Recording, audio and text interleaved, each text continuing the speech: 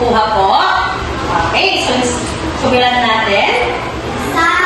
Okay, ito ay isang popsicle stick. Ito, 10. Ito ay isang bundle ng popsicle stick. Handa na ba kayong matuto ngayong hapon gamit ang popsicle stick? Yun naman mga bata, tignan natin ang bilang na 43 at 27. So meron ako ditong bundles. 4 na bundles na 40 sa 10. So, ang bawat bundle ay may 10 popsicle stick. So, meron ako ditong 43. Ilang tens ang meron sa 43? Ilang tens? 1, 2, 3, 4. Ilang ones ang meron sa 43? 3, 1, 2, 3. Ngayon, sa 27, ilang tens ang meron sa 27? 2, tama. 1, 2. Ilang ones ang meron sa 27? 7. 1, 2, 3, 4, 5, 6, 7. Nasundan po ba? Okay, magaling. Ngayon naman mga bata, tignan natin kung paano natin gagamitin ang mga bilang sa ating place value. So kanina, meron tayong 43. Tama po ba? Ngayon, paano natin ilalagay ang popsicle stick na to gamit ang ating place value chart na bahay? So meron tayong tens at saka ones. Tama po ba? Ngayon, anong number ang ilalagay ko sa tens gamit itong 43 na popsicle stick? Ilang bundle of tens? 4. So, ilalagay natin yung 4 doon sa tens. Yung 3 naman, ilalagay natin sa ones. Tama. Ngayon, paano naman si 27? Paano naman natin siya ilalagay sa ating place value chart? So, meron tayo 27 dito. Ilang bundle of 2? Ilang bundle of tens meron tayo? 2. So, ilalagay natin siya sa tens. At ito namang 7 na ones ay ilalagay natin sa ones. Mahusay. Nakita ba ninyo kung paano po natin nahati ang bilang sa tens at saka sa ones? Magaling! Ngayon naman, tignan natin ang isang simpleng problem na ating isosolve gamit ang mga popsicle sticks. So, at Tia Elementary School, grade 4 learners planted 43 flowering plants in the school garden. After a strong rain, 27 plants were transferred to another garden area. The question is, how many flowering plants were left in the original garden? So, ilan po ba lahat yung flowers? Okay, very good. That is 43 flowering plants. After ng malakas na ulan, nilipat yung mga bulaklak, yung halaman. Tama po ba? Ilan po yung nilipat? 27. Okay, 27 plants. Ngayon, ang tanong, ilan kaya ang natirang halaman o flowering plants mula doon sa original na bilang? Sa tingin niyo mga bata, anong operation kaya ang gagamitin natin para ma-solve yung problem natin? Alin? Ano pong gagamitin natin?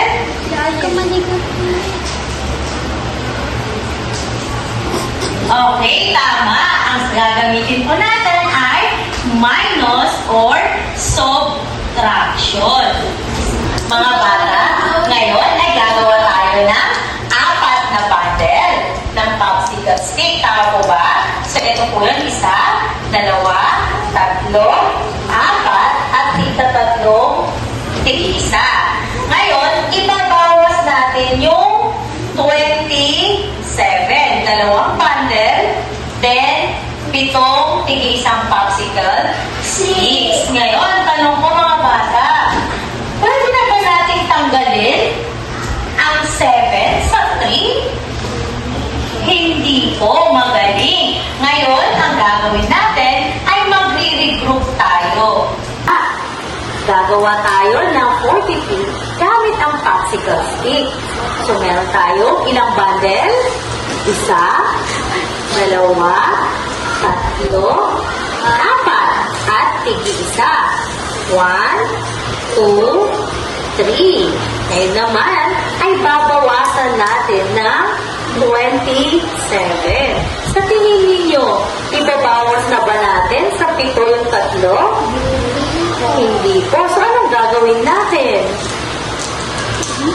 Tama. Tayo ay mag-regrouping. So, meron tayong dito 3. Tama po ba? Ngayon, mula dito sa 4 na bundles, kukunin natin yung 10 para maging 13 na siya. Tama po ba? Ngayon, dito sa 13 na to, pwede na ba natin bawasan yung 7? Hindi pa rin. Pwede na natin siyang bawasan. So, tanggalin natin yung 7. So, 1, 2, 3, 4, 5, 6, 7. So, tanggalin na natin itong 7. Ilan na lang ang natira? 1, 2, 3, 4, 5, 6. So, ang sagot dito ay 6. Tama. Meron na lamang 3 bundles. Tama po ba? Ngayon, kailangan natin tanggalin yung 2 bundles. So, tanggalin na natin. 1, 2. Ilan na lang ang natira? 1. Tama. So, ibig sabihin, ilan na lang yung halaman na natira? 16. Very good. Nasundan ba ninyo? Opo. Ngayon, tignan ko nga kung talagang nasundan ninyo yung ating ginawa kanina. Handa na ba kayo? Okay. Rain, pwede mo bang basahin ang ating problem?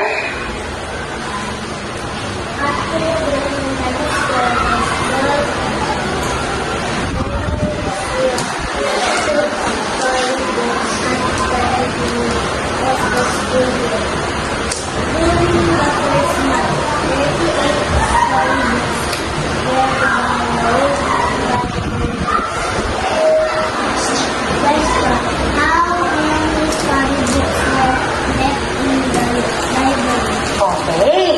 So, ilan daw yung na-receive na book sa library? Ilan? Okay, pwede mo bang bilugan yung 52 na yun?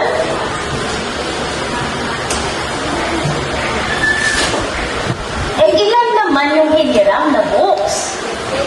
Okay, pakibilugan din yung 38 na yun. Okay. Mga bata, pwede nyo bang ipakita yung 52 gamit ang popsicle sticks? Okay. Pwede mo bang ilagay dito para makita natin? 1, 2, 3, 4, 5. Then, yung 2 ones. Okay. Ngayon, yung 38 ay ibabawas natin dito sa 52. Maaari na ba natin ba ibawas ito kay 8? Hindi po. So, ano pong gagawin natin? I-regroupings natin. Tama po ba? So, ano gagawin?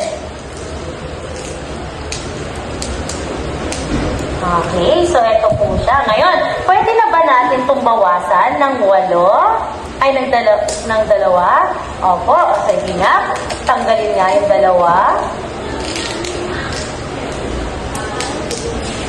So, ilan natira na? Ilan yan? 4. Pwede mo ba isulat dito yung 4?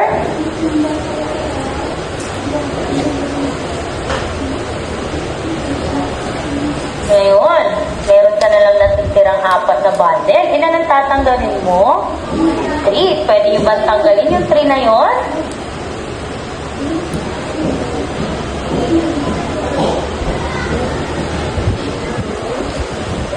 So, ilan ang natira? Okay, pwede mo bang isulat yung isa? Okay. Pwede nyo bang isulat doon? Ilan ang natirang storybooks lahat? Ilan ang natirang storybooks? 14. Pwede mo bang isulat doon?